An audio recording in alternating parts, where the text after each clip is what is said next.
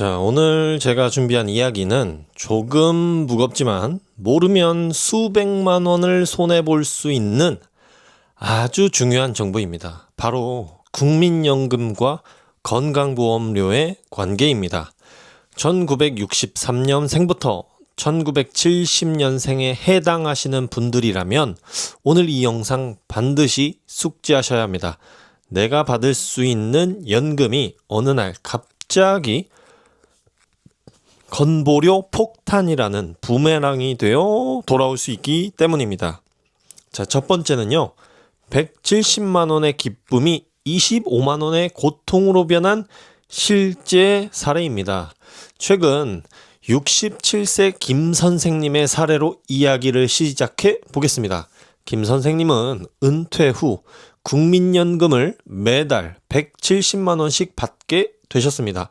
주변 친구들보다 많이 받는 편이라며 무척 자랑스러워 하셨죠. 그런데 딱 3달 뒤 김 선생님의 표정은 사색이 되었습니다. 직장에 다니는 아들 밑에 피부양자로 등록되어 건보료 한 푼도 안 내고 계셨는데 갑자기 공단에서 지역가입자로 전환되었다는 통보와 함께 매달 25만 원의 고정 건보료 고지서가 날아온 것입니다.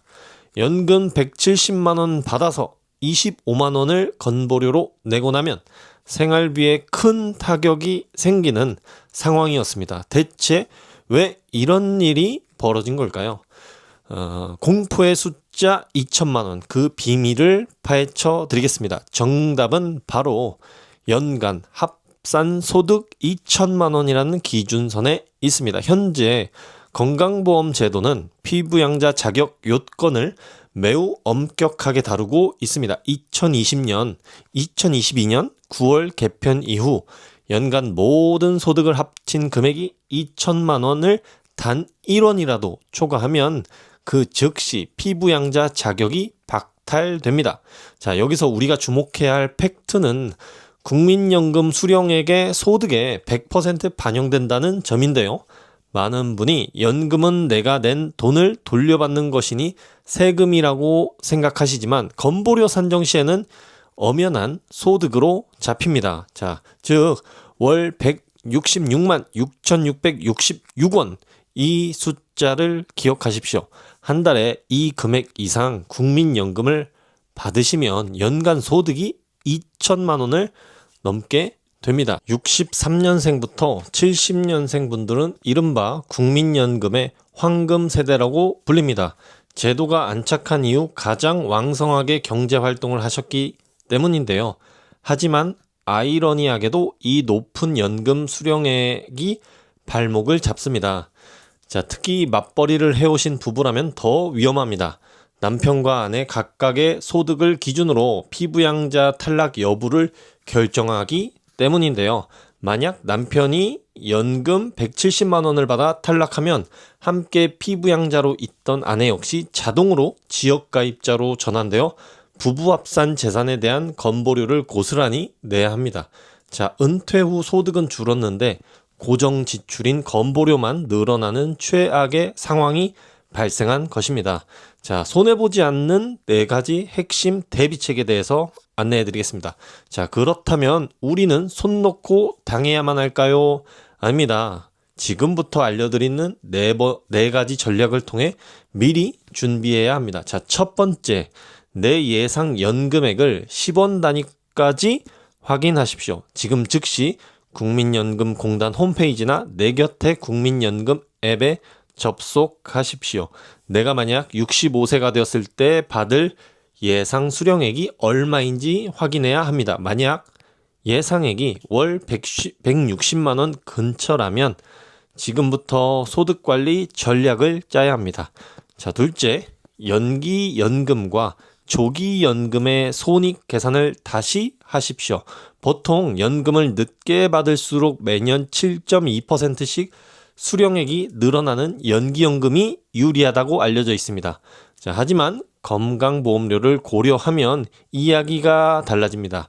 연금을 늦춰 월 수령액을 180만 원으로 늘렸다가 피부양자에서 탈락해 매달 20만 원 이상의 건보료를 내게 된다면 오히려 조기에 연금을 조금 덜 받고 피부양자 자격을 유지하는 것이 실질적인 현금 흐름 측면에서 훨씬 이득일 수 있습니다. 자, 셋째, 연금 외 소득의 합산 시나리오를 점검하십시오. 2천만 원 기준에는 국민연금만 들어가 있는 게 아닙니다.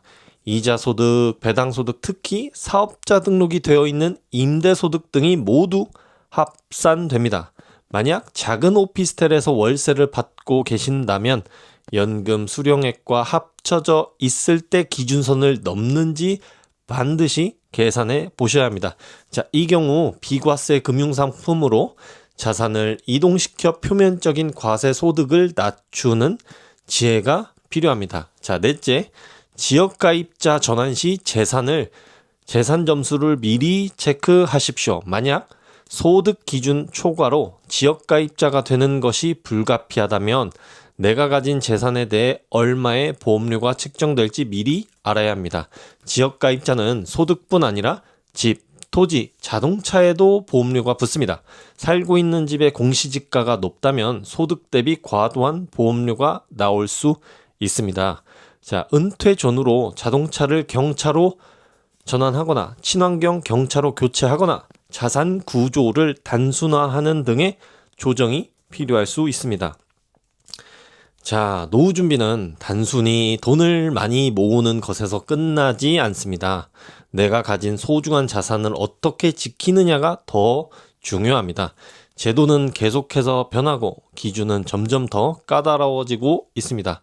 자, 오늘 말씀드린 연소득 2천만 원 기준을 꼭 확인하시고 지금 바로 나의 연금액을 확인해 보시기 바랍니다. 아는 만큼 지킬 수 있고 준비한 만큼 편안한 노후가 보장됩니다. 자, 오늘 이 정보가 여러분의 건강하고 풍요로운 노후 설계의 작은 디딤돌이 되었기를 바랍니다.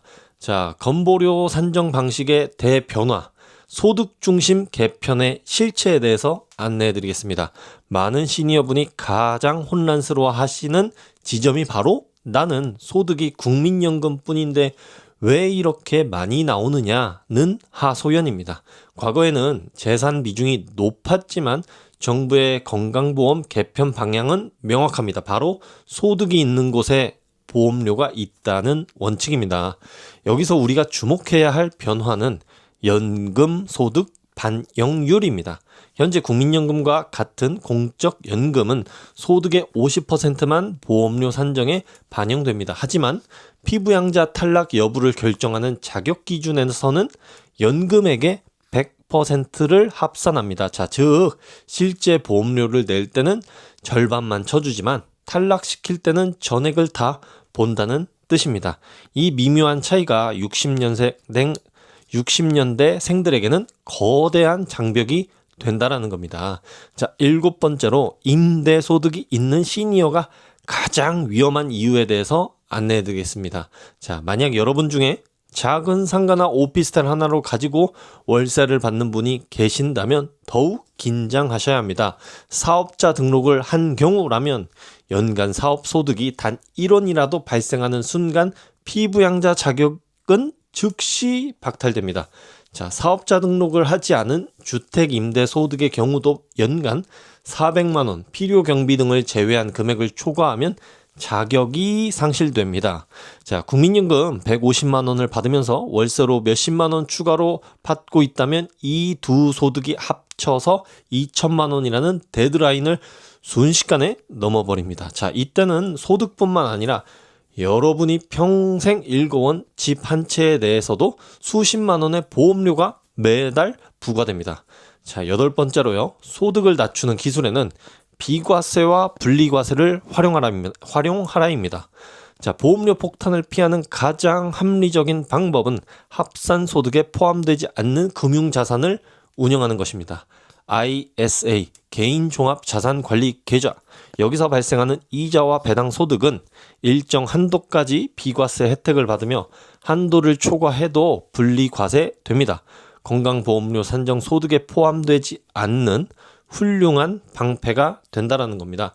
자, 2번째로요. 저축성 보험 10년 이상 유지 시 비과세 혜택을 받는 보험 상품을 활용하면 거기서 나오는 수익은 건보료 산정 기준에서 제외된다라는 겁니다. 그래서 연금 저축 및 IRP를 활용하는 건데요. 사적 연금, 연금저축, IRP를 통해 받는 연금액은 연간 1,500만 원까지 분리과세를 선택할 수 있으며 이는 아직 건강보험료 산정 소득에 포함되지 않고 있습니다. 자, 단 향후 제도 변화를 주시해야 하는데요. 자, 9번째로 이미 계속 가입 제도라는 최후의 보루를 선택하는 겁니다. 자, 은퇴 직후 갑자기 지역가입자로 전환되어 감당하기 힘든 보험료 고지서를 받으셨다면 당황하지 말고 이미 계속 가입 제도를 확인하십시오. 자, 이는 퇴직 전 직장에서 내던 직장보험료 수준에서 최대 3년간 보험료를 낼 수 있게 해주는 제도입니다. 자, 보통 지역가입자로 전환되어 재산 점수까지 합산되면 직장 시절보다 훨씬 많은 보험료가 나오기 마련인데 이 제도를 신청하면 갑작스러운 지출 부담을 3년 동안 늦추며 자산 구조를 조정할 시간을 벌 수 있다라는 겁니다. 자, 단 퇴직 후 첫 지역 보험료 고지서 납부는 기한으로부터 2개월 이내에 신청해야 한다는 점을 꼭 잊지 마십시오. 자, 10번째로는요. 60년대생을 위한 마지막 조언. 자, 부부 동반 탈락을 경계하라는 내용인데요. 마지막으로 강조하고 싶은 것은 부부의 경제적 독립성입니다. 건보료 체계에서 피부양자는 개인별로 판단하는 것 같지만 결과는 가구별로 나타납니다. 자, 예를 들어 남편이 연금 170만 원을 받아 피부양자에서 탈락하면 소득이 전혀 없는 아내도 남편의 지역가입자 세대원으로 묶이게 됩니다. 자, 이때 보험료는 남편 소득 플러스 부부 공동재산, 자, 집, 차 등을 합쳐서 계산된다라는 겁니다. 만약 아내도 소액의 연금을 받고 있다면 부부의 보험료는 더 가팔라집니다. 따라서 은퇴 전후에 자산 명의 분산이 필요하고요. 연금 수령 시기 조절은 단순한 재테크가 아니라 생존을 위한 비용 절감 전략이라는 겁니다. 지금 바로 배우자와 함께 각자의 예상 연금액과 보유 재산의 공시지가를 확인해 보십시오. 미리 계산해 본 1시간의 시간이 여러분의 노후 30년 동안 매달 나가는 20에서 30만 원을 지켜줄 것입니다. 자, 복잡한 세상이지만 제도를 이해하면 길은 보입니다. 여러분의 성실한 납부가 폭탄이 아닌 축복이 될 수 있도록 오늘부터 하나씩 점검해 보시기 바랍니다. 자, 11번째는요. 재산 점수의 함정, 자동차와 거주주택의 재설계라는 내용인데요. 지역가입자로 전환되었을 때 가장 억울함을 느끼는 부분이 바로 소득이 없는데도 가진 것 때문에 보험료가 오르는 재산점수 체계입니다.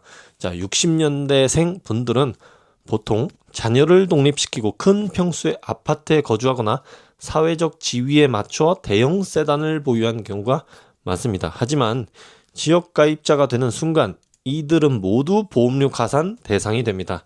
자, 자동차 점수의 마법.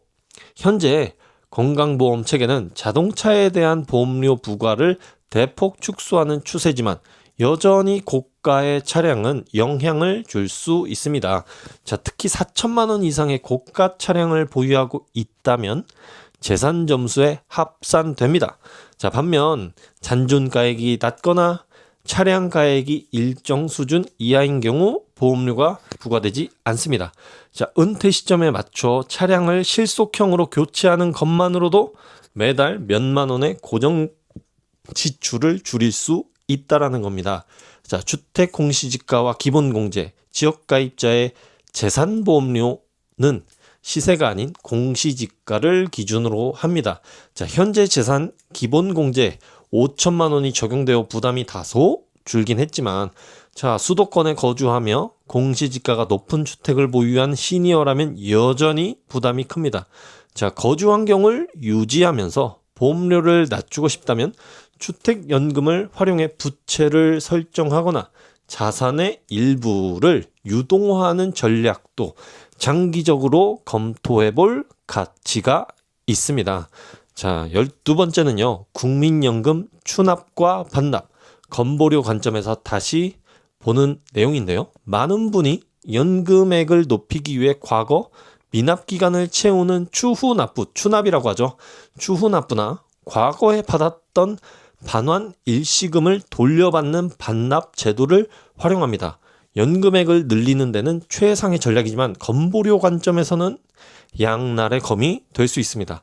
자, 추납을 통해 월 수령액이 150만 원에서 180만 원으로 껑충 뛰었다면 수익률 측면에서는 이득일지 모르나 건강보험 피부양자 자격은 상실됩니다. 자, 따라서 무조건 연금액을 극대화하는 것보다 건보료 탈락 기준선인 2천만 원 직전까지 세팅하는 정교함이 필요하다라는 겁니다. 자, 그래서 이번 추납을 고민 중이시라면 늘어날 연금액이 나의 건보료 자격에 어떤 영향을 줄지 시뮬레이션을 먼저 해보라는 겁니다.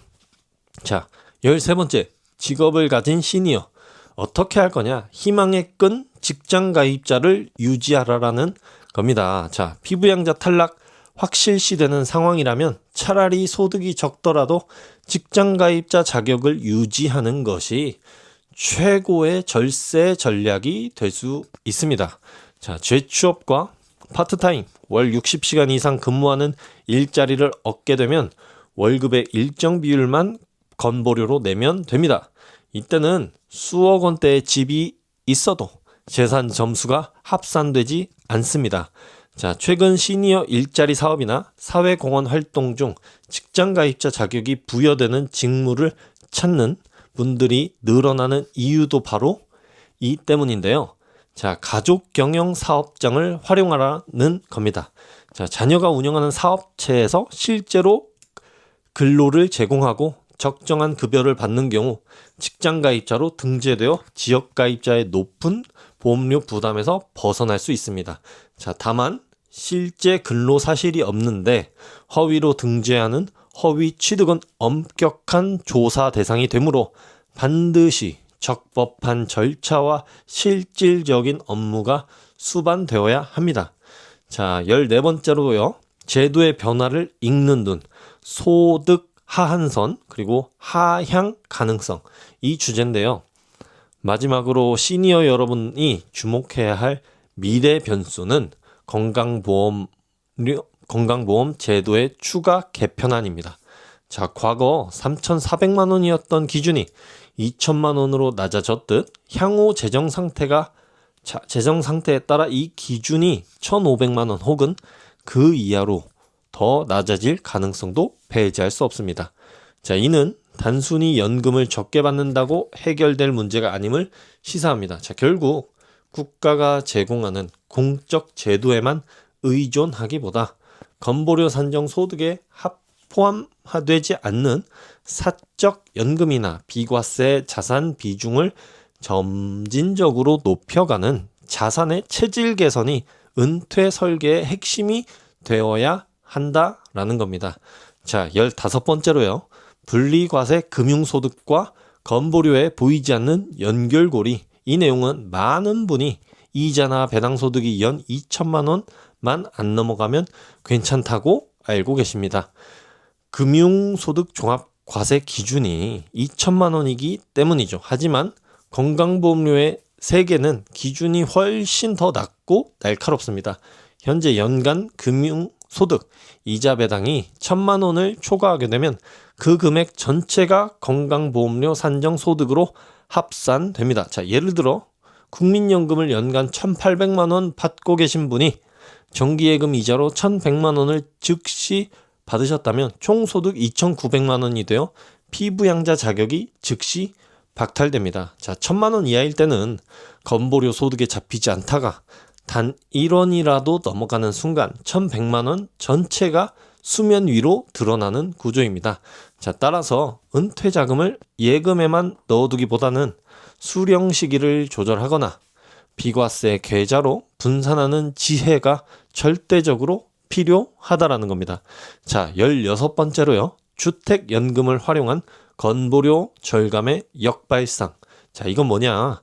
집 한 채가 전 재산인 60년대생 분들에게 주택연금은 훌륭한 노후 대책이자 동시에 건보료를 방어하는 전략적 도구가 될 수 있다라는 겁니다.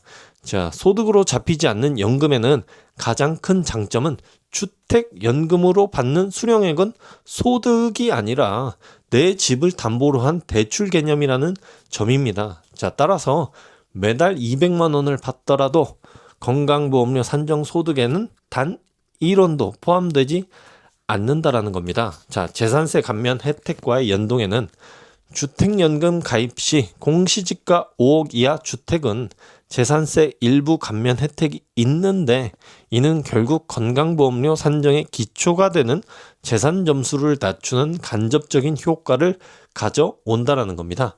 국민연금 수령액이 기준선에 걸려 있다면 차라리 국민연금 조기 수령으로 액수를 낮추고 부족한 생활비를 주택연금으로 충당하는 것이 피부양자 자격을 유지하는 가장 영리한 방법일 수 있다라는 겁니다. 자, 17번째로요. 성년 자녀와의 세대 구성. 자, 득일까 실일까?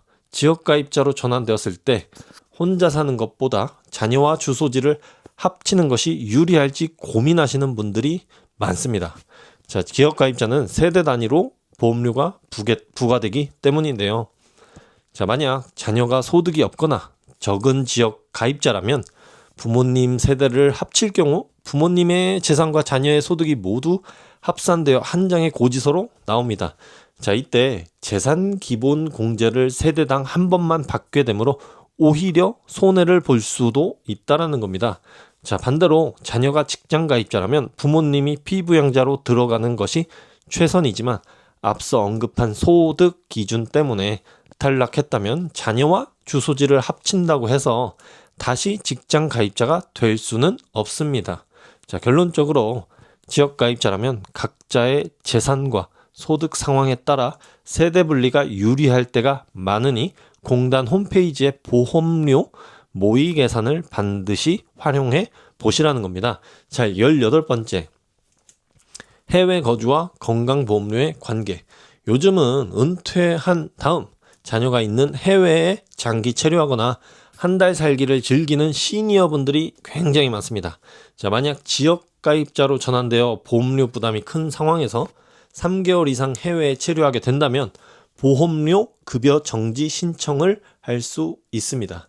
자, 신청 기간 동안에는 보험료를 내지 않아도 되며 귀국 후 병원을 이용할 때 다시 해지하면 된다라는 겁니다. 자, 잠시 한국을 떠나 계시는 동안 굳이 사용하지 않는 서비스에 대해 비용을 지불할 필요는 없으니 장기 여행이나 해외 체류 계획이 있다면 반드시 챙겨야 할 권리입니다. 자, 끝으로 맺어보겠습니다. 자, 정보가 곧 돈인 시대, 시니어 리터러시를 높여야 합니다. 자, 우리는 국민연금과 건강보험료라는 거대한 미로를 함께 봤는데요. 60년대생 여러분이 마주한 현실은 과거 세대보다 복잡하고 정교한 설계가 요구되는 시대입니다. 자, 국가가 주는 연금은 최대한 받되 그로 인해 발생하는 부수적인 지출은 최소화하는 전략.